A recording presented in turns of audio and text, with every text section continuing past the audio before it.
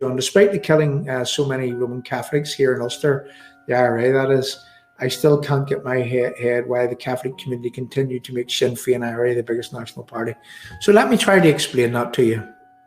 The nationalists in the Catholic community and the Republican community here in Northern Ireland, they have been radicalised. And they have been radicalised around one issue. All of their lives they've been told that they are fighting for freedom. They are fighting for this thing called the United Ireland. And that's the thing that continues to keep those people radicalised. And that's why you hear Sinn Fein on a daily basis. That's why you hear them constantly trying to keep this United Ireland on the agenda, this so-called United Ireland. However, in recent years, they've changed their words. They've changed their words to be a new Ireland.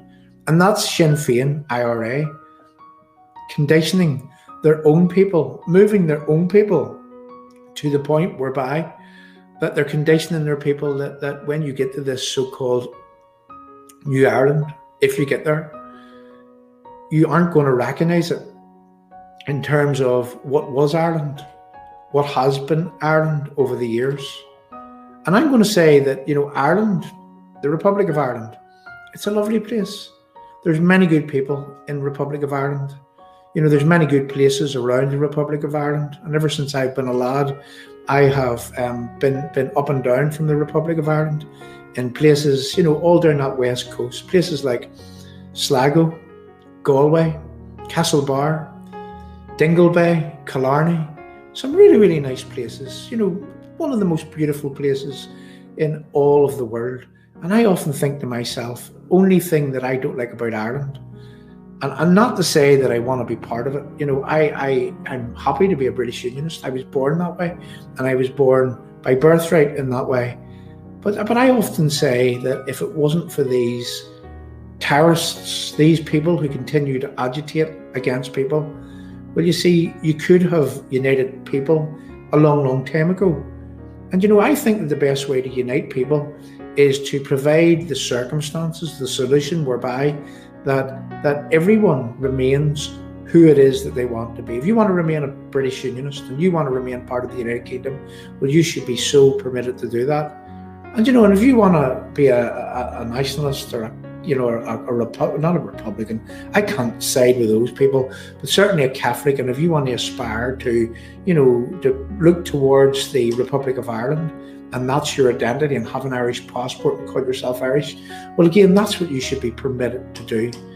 But you see, you can't ever create a togetherness if you enhance one at the expense of another. And you can't ever create this togetherness in terms of people getting on with their everyday life and learning to respect each other, whilst you have these agitators, whilst you have these destabilisers, the IRA Republican movement, continuing to stir and wind people up to the point whereby that Ireland can never be united.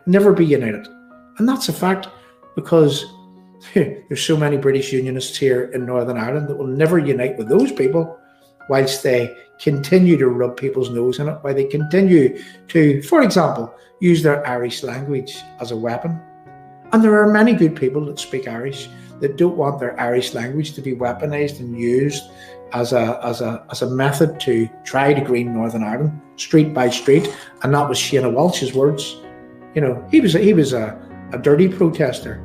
He's an extremist to the core. He's the type of man that would take the crap out of his backside and rub it around the walls in his cell in the maze and live in that filth. What type of animal is that? What type of an extremist is that?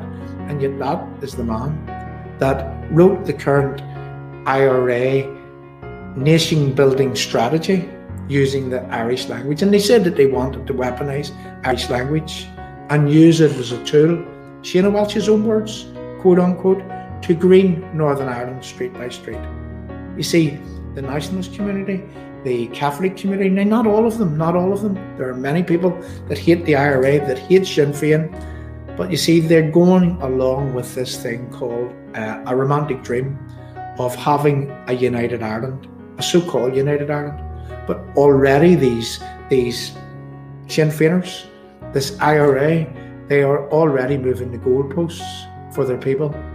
Because they know that whenever they get to this so-called new Ireland, as Bobby Sands would have said, they're not going to have the laughter of their children. Absolutely not. Because in Ireland right now, and I can give you this firsthand, I can speak with authority when I say this, that in Ireland, if you call yourself Irish, you're being called far right. You're being called fascist. You're being called racist. And newcomers in Ireland are being put head and shoulders above the Indigenous folk. The Indigenous folk are, excuse this expression, but they're shit on the shoe of the establishment in the Republic of Ireland right now. And what was it Micheál Martin said? That's the Irish Taoiseach. He said that he wants nothing to do with the backward idea of sovereignty.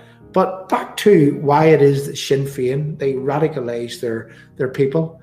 And these people vote for Sinn Fein because they see Sinn Fein as a mechanism to achieving this so-called United Ireland. Little do they know that when they get there, if they ever get there, what they're going to go into is something that is going to be unrecognisable as Ireland as we have known it throughout the centuries. So there you go, JJ. I hope that went a long way in trying to help you understand why ordinary Catholics and nationalists would even vote for Sinn Féin. Now, this is a story that I was told, and this is firsthand. I have a lot of Catholic friends, I have a lot of, I would say, nationalist friends, but people live and let live, people that don't want to cause me any harm, and vice versa. I don't mean them any harm.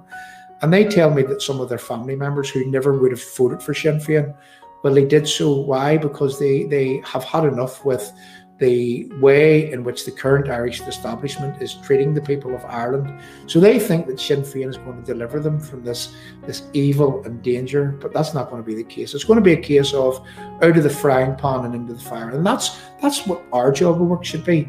Our job of work should be, and it is through Forgotten Voices Media, is to show ordinary Catholics, to show ordinary nationalist people that the IRA, well, they didn't care who they shot. They didn't care who they blew up. I mean, they killed their own people.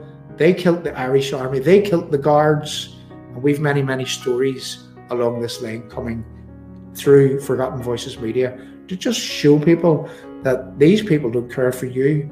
These people care for themselves. And these people have shown in the past that if you get in their way, they will kill you.